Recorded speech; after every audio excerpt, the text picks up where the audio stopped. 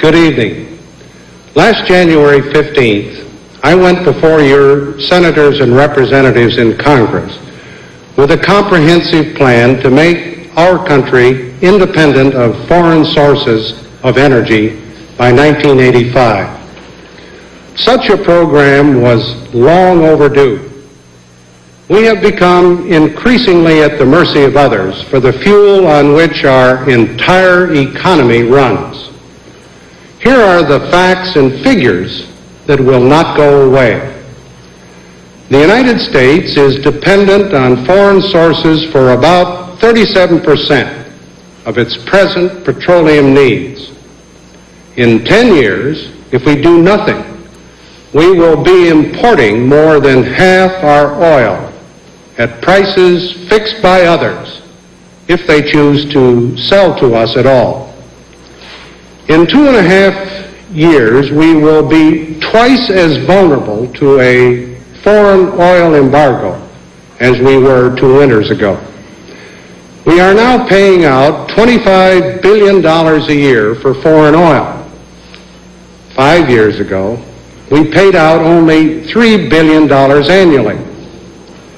5 years from now, if we do nothing, who knows how many more billions will be flowing out of the United States. These are not just American dollars. These are American jobs. 4 months ago, I sent to Congress this 167-page draft of detailed legislation, plus some additional tax proposals. My program was designed to conserve the energy we now have, while at the same time speeding up the development and production of new domestic energy. Although this would increase the cost of energy until new supplies were fully tapped, those dollars would remain in this country and would be returned to our own economy through tax cuts and rebates.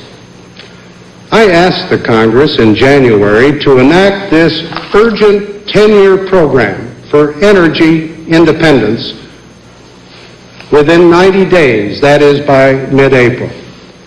In the meantime, to get things going, I said I would use the standby presidential authority granted by the Congress to reduce our use of foreign petroleum by raising import fees on each barrel of crude oil by $1 on February 1st, another $1 on March 1st, and a third on April 1st. As soon as Congress acted on my comprehensive energy program, I promised to take off these import fees. I imposed the first $1 on oil imports February 1st, making appropriate exemptions for hardship situations. Now, what did the Congress do in February about energy? Congress did nothing. Nothing, that is, except rush through legislation suspending for 90 days my authority to impose any import fees on foreign oil. Congress needed time, they said. At the end of February, the Democratic leaders of the House and Senate and other members concerned with energy came to the White House. They gave me this pamphlet outlining energy goals similar to mine and promised to come up with a congressional energy program better than mine by the end of April. I remember one of them saying he didn't see how they could ask the president to do more than postpone the second $1 for 60 days. If the Congress couldn't come up with an energy program by then, he said, go ahead and put it on. Their request stretched my original deadline by a couple of weeks. But I wanted to be reasonable, I wanted to be cooperative. So in vetoing their bill to restrict the President's authority, I agreed to their request for a 60-day delay before taking the next step under my energy plan. What did the Congress do in March?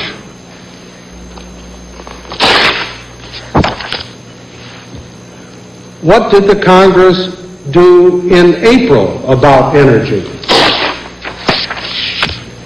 Congress did nothing. In fairness, I must say there were diligent efforts by some members, Democrats as well as Republicans, to fashion meaningful energy legislation in their subcommittees and committees. My administration worked very hard with them to bring a real energy independence bill to a vote. At the end of April, the deadline set by the congressional leaders themselves, I deferred for still another 30 days the second $1 fee on imported oil. Even then, I still hope for positive congressional action. So, what has the Congress done in May about energy? Congress did nothing and went home for a 10-day recess. February, March, April, May, as of now, the Congress has done nothing positive to end our energy dependence. On the contrary, it has taken two negative actions. The first, an attempt to prevent the President from doing anything on his own.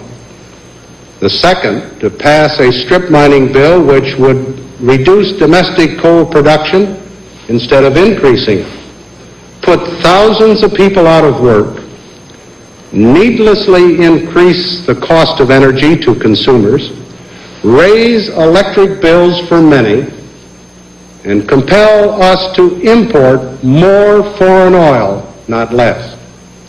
I was forced to veto this anti-energy bill last week because I will not be responsible for taking one step backward on energy when the Congress will not take one step forward on energy. The Congress has concentrated its attention on conservation measures such as a higher gasoline tax. The Congress has done little or nothing to stimulate production of new energy sources here at home. At Elk Hills Naval Petroleum Reserve in California, I saw oil wells waiting to produce 300,000 barrels a day if the Congress would change the law to permit it. There are untold millions of barrels more in our Alaskan petroleum reserves and under the continental shelf. We could save 300,000 barrels a day if only the Congress would allow more electric power plants to substitute American coal for foreign oil. Peaceful atomic power, which we pioneered, is advancing faster abroad than at home. Still, the Congress does nothing about energy. We are today worse off than we were in January. Domestic oil production is going down, down, down. Natural gas production is starting to dwindle, and many areas face severe shortages next winter. Coal production is still at the levels of the 1940s. Foreign oil suppliers are considering another price increase. I could go on, but you know the facts.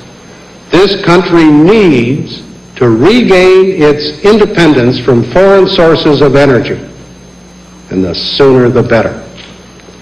There is no visible energy shortage now, but we could have one overnight. We do not have an energy crisis, but we may have one next winter. We do have an energy problem, a very grave problem, but one we can still manage and solve if we are successful internationally and can act decisively domestically. 4 months are already lost. The Congress has acted only negatively. I must now do what I can do as President. First, I will impose an additional $1 import fee on foreign crude oil and 60 cents on refined products effective June 1st. I gave the Congress its 60 days plus an extra 30 days to do something, but nothing has been done since January. Higher fees will further discourage the consumption of imported fuel and may generate some constructive action when the Congress comes back. Second, as I directed on April 30th, the Federal Energy Administration has completed public hearings on decontrol of old domestic oil. I will submit a decontrol plan to Congress shortly after it reconvenes. Along with it, I will urge the Congress to pass a windfall profits tax with a plowback provision. These two measures would prevent unfair gains by oil companies from decontrolled prices, furnish a substantial incentive to increase domestic energy production, and encourage conservation. When I talk about energy, I'm talking about jobs. Our American economy runs on energy. No energy, no jobs. In the long run, it's just that simple. The sudden, fourfold increase in foreign oil prices and the 1973 embargo helped to throw us into this recession. We're on our way out of this recession. Another embargo could throw us back. We cannot continue to depend on the price and supply whims of others. The Congress cannot drift, dawdle, and debate forever with America's future. I need your help to energize this Congress into comprehensive action. I will continue to press for my January program, which is still the only total energy program there is. I cannot sit here idly while nothing is done. We must get on with the job right now. Thank you, and good night.